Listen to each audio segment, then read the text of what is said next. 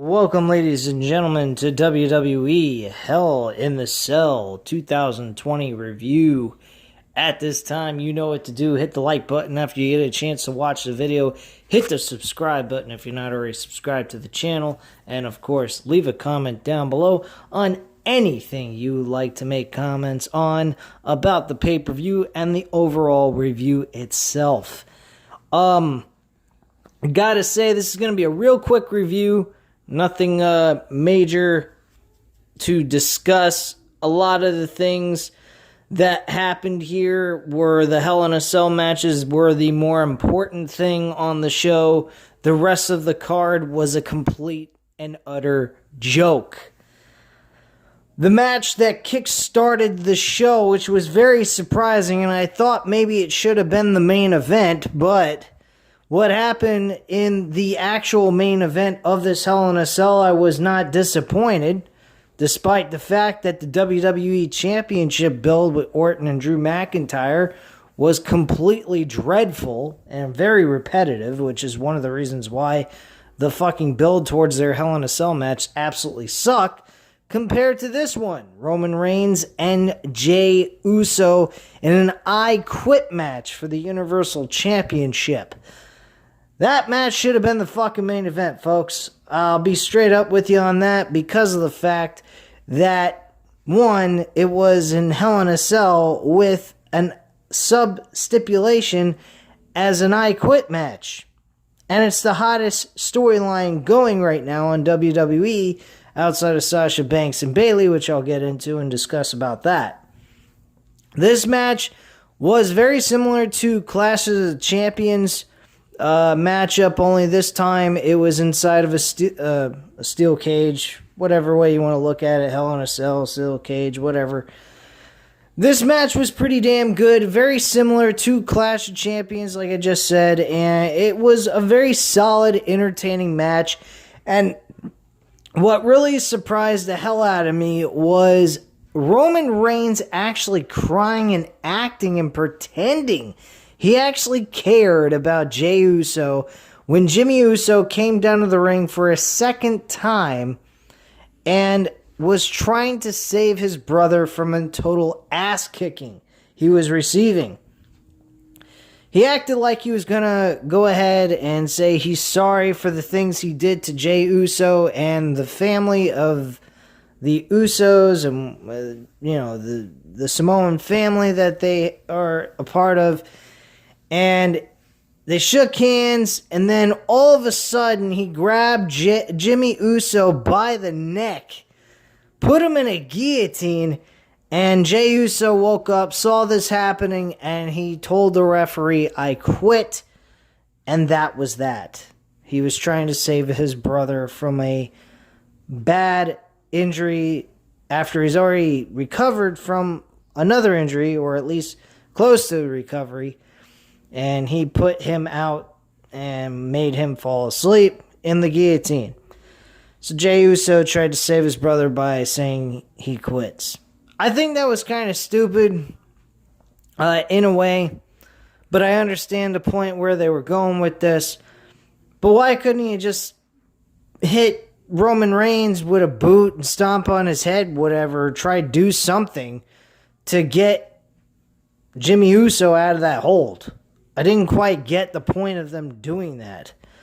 I don't know why Jey Uso had to sacrifice his opportunity of becoming the Universal Champion this time around by doing that. So that part I didn't quite get, but it was very touching. It was, it was a sacrifice that Jey Uso did in this matchup, which shows he's got a lot of character and a lot of class, but at the same time a little bit foolish, because he didn't have to sacrifice anything to actually win the Universal Championship. Though him trying to make Roman Reigns quit, the odds of him doing that is 1 out of a million. That's just how I feel about that, and his odds of winning that match. But regardless of all that, I still say the match was pretty damn good. I'm giving that a 4 out of 5 stars. Wrestling quality was average at best, but the story that was told inside the ring is what helped the match out a lot. Then we had Jeff Hardy versus Elias. Oh, God. This was a shit match. Wouldn't even give it a 3. I'm giving it a 1.5 stars. Match didn't even have an ending. Jeff Hardy saw that Elias was going for a guitar, so Jeff Hardy jumped down from the top of the ring apron and then went ahead and attacked him with the guitar. How that makes any sense, I don't know. That was really stupid. But regardless, it's a fucking lame-o match. Thankfully, they finished that off quickly. Then we had the Money in the Bank briefcase on the line, supposedly on SmackDown, which I did not watch. Had a Law and Otis segment, where they were to determine what would happen with the briefcase. Would it stay with Otis? Would it go to The Miz? What have you? They had Ron Simmons, formerly known as Farouk, and Bradshaw, JBL. JBL as a fucking judge. Oh, God. He's a judge of that? Yeah, okay. Sure. So, at the end of the whole segment, it was declared that The Miz and Otis would have to compete in a one-on-one match for the Money in the Bank briefcase. Tucker turns on Otis. That's what happened here. Otis lost the briefcase. Otis is no longer the Money in the Bank briefcase winner. It is now The Miz. And Tucker is now a heel. This is very awkward. I don't know how Tucker and Otis are now going to be able to compete against each other in a rivalry after Tucker has turned heel. This makes no fucking sense to me whatsoever. Outside of the explanation they gave was a little bit true, but with them being on separate brands, who really cares? It doesn't make a difference. It's pointless. I mean, you have Survivor Series coming up. I guess they could use Survivor Series as a way of saying, hey, this is a interpromotional matchup where two brands can actually have two rivalries going on. You know, two guys going from one brand to the other would have a match. I guess you could do that, but that would break some of the rules of what they say about this brand split bullshit. But my point of view, it's a complete waste of time. Who gives a fuck? Miz winning the Money in the Bank briefcase. I gotta say, interesting, but not so much. I would have went with John Morrison actually becoming the Money in the Bank briefcase winner. Unfortunately, that is not the case here. Miz is the new Money in the Bank briefcase winner. He is a solid person to use, and I will tell you who I believe he should cash in on for that Money in the Bank briefcase once we get to the main event. So, we got next match up was Sasha Banks and Bayley. These two women did great with each other. Sasha Banks actually wins the SmackDown Women's Championship and is now your new Women's Champion on SmackDown. Gotta say the match was pretty damn solid. 4.5 out of 5 stars. Outside of the little hiccup they did near the end of that match with the kendo sticks up against the Hell in a Cell with the steel steps. They were having a bit of issues with that. Bayley was having problems duct taping the two kendo sticks so they can stretch across from the ring apron towards the cell itself. So it was really bad there, but outside of that, the rest of the match was very solid, entertaining shit. These two women did a lot similar stuff compared to what Banks did with fucking, what's her name? I forgot her fucking name. Becky Lynch. I forgot Becky Lynch's name. Holy shit. Wow. I guess because she's gone, who the fuck remembers her name, right? Jesus.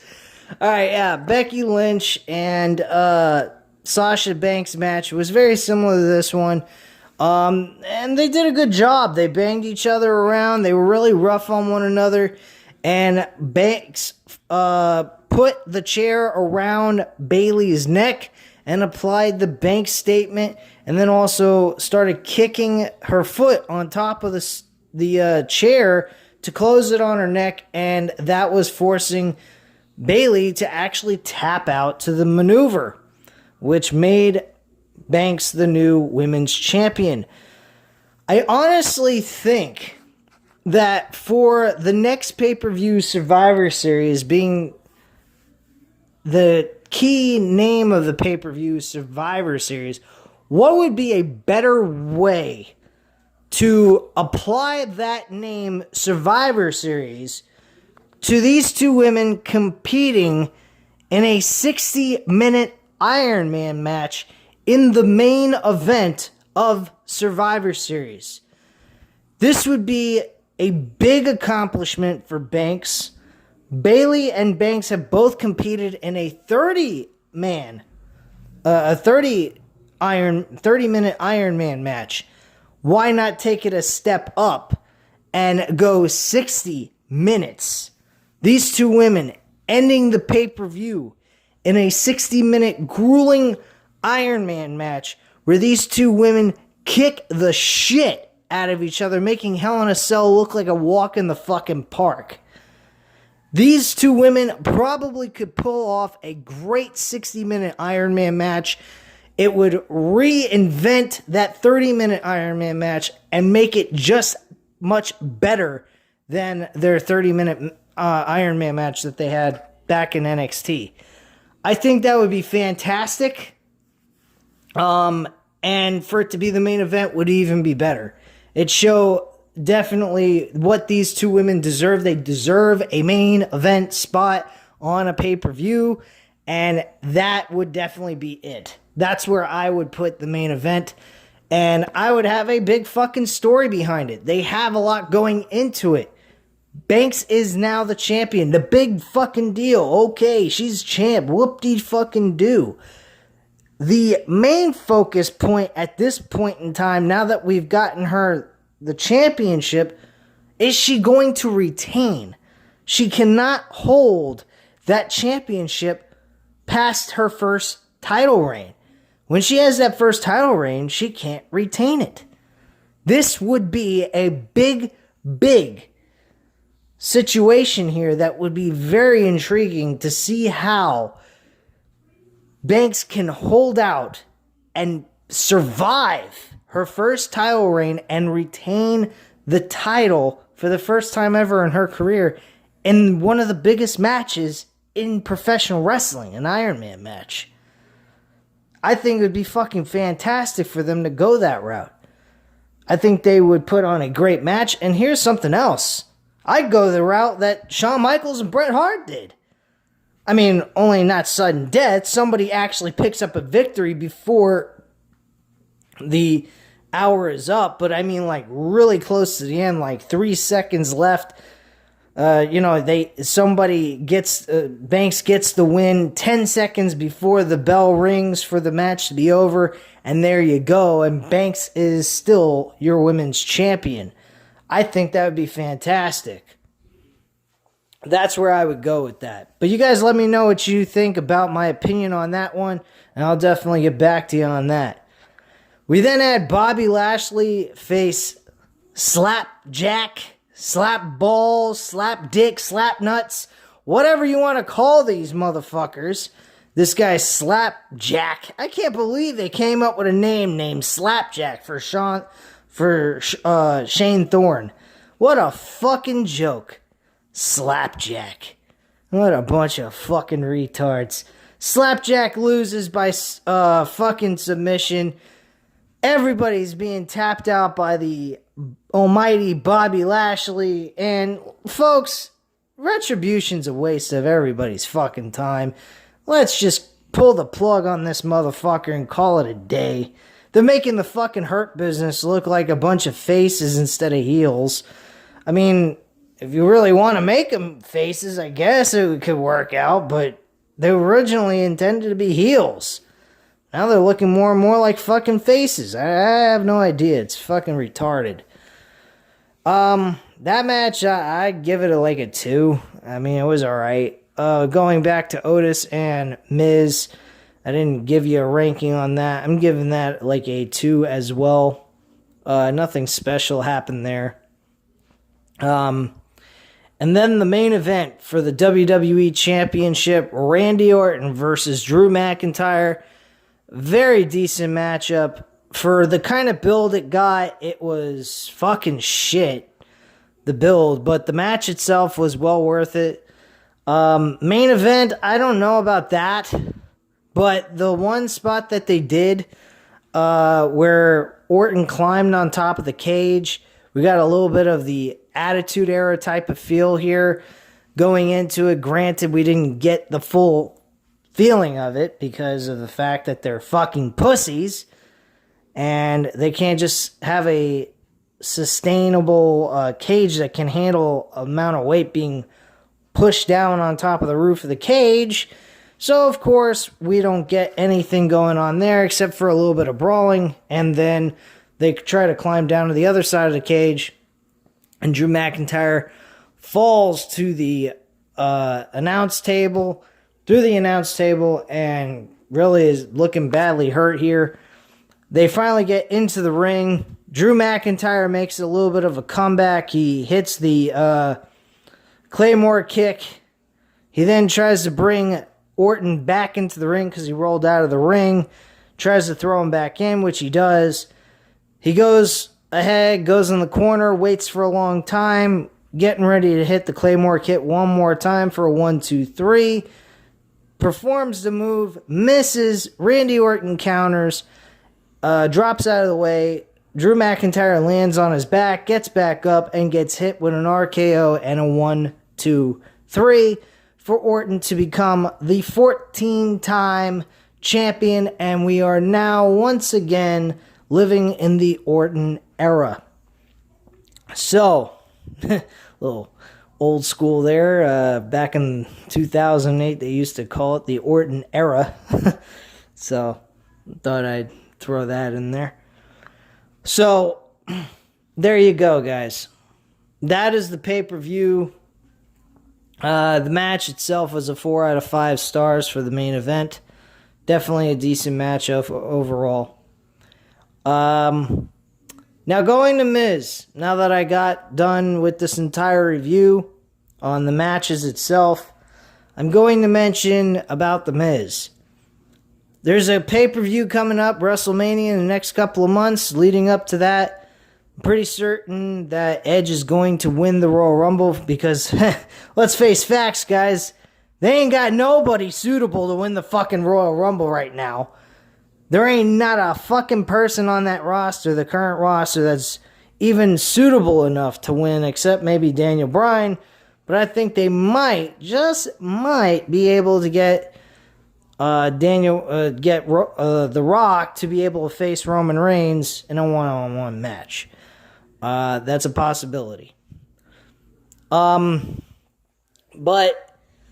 if it's not Daniel Bryan winning the Royal Rumble, I feel that it's going to be Edge. Edge is going to win the Royal Rumble, win the WWE Championship from Orton at WrestleMania, and then I think the best thing to do is have The Miz cash in on Edge the same night to win the WWE title, and The Miz walks away as the new WWE Champion, and that's how you have The Miz become champ. Because, let's face facts, Edge is not going to be suitable enough to actually be the reigning WWE Champion for a long period of time. This is just for him to get his revenge on Orton and then get a win on top of it with a championship on his belt, but then ultimately lose it the same night to The Miz in the main event. That's how I would do it. That's how I feel for right now. It could change. There could be a possibility that might change. You never know.